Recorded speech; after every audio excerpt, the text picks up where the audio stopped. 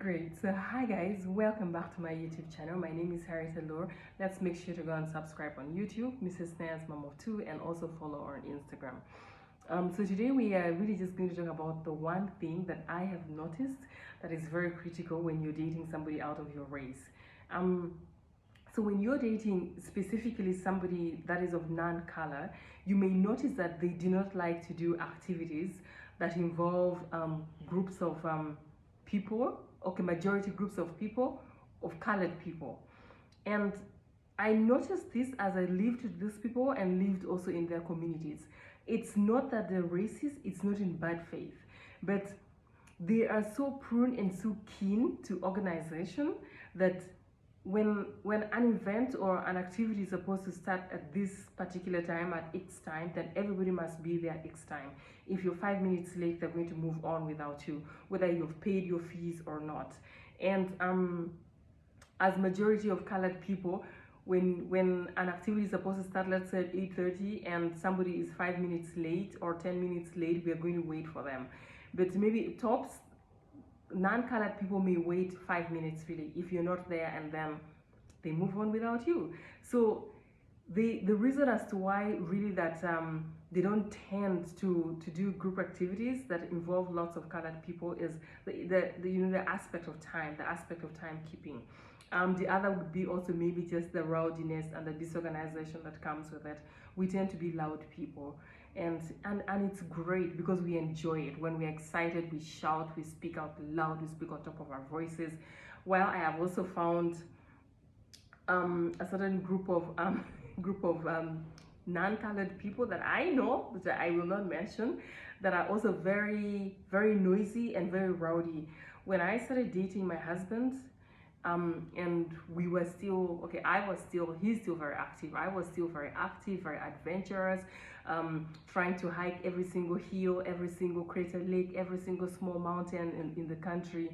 We would bump into groups of Dutch people. Yeah, I'm not crucifying anybody, but these groups of people are also actually very loud when they travel, and they're not rowdy as such, but you hear them speaking, on top of their voices. They're almost as loud as colored people. So it's really not just an African thing. It's really not just a colored people thing that we are rowdy and loud. No.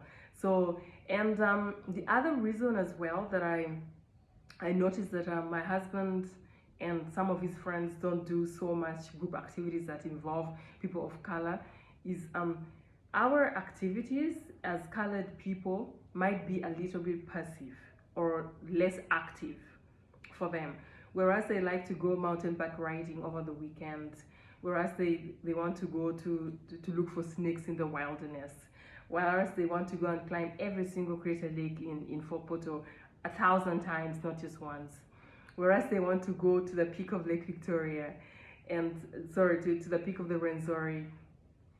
We prefer weekend activities that are a bit more chill, a bit more laid back, maybe sit at the balcony, read a book, just chill, even take a nap. Really, it's okay to take a nap over the weekend. If you've had an exhausting week, the least that we want, yeah, is again to pack up your weekend bag and say, okay, yeah, now we are going to the Bahai. A group of people are going to take their bikes and then they're going to ride to Entebbe and then ride back.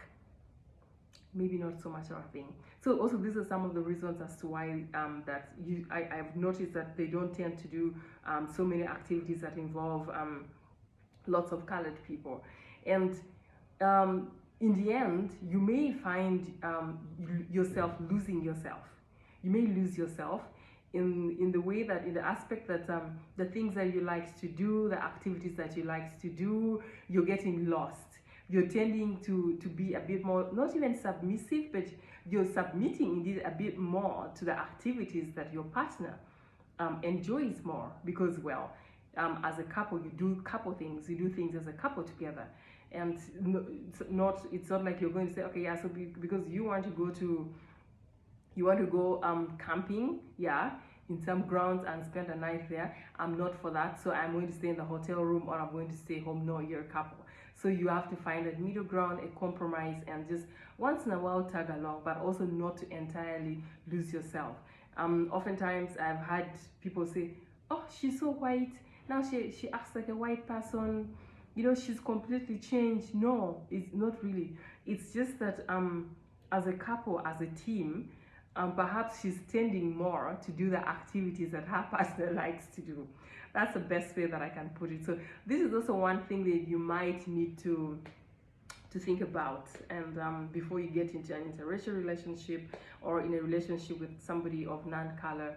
And if you're already there, yeah, it's just a heads up. Yeah, well, bye for now and see you guys next time.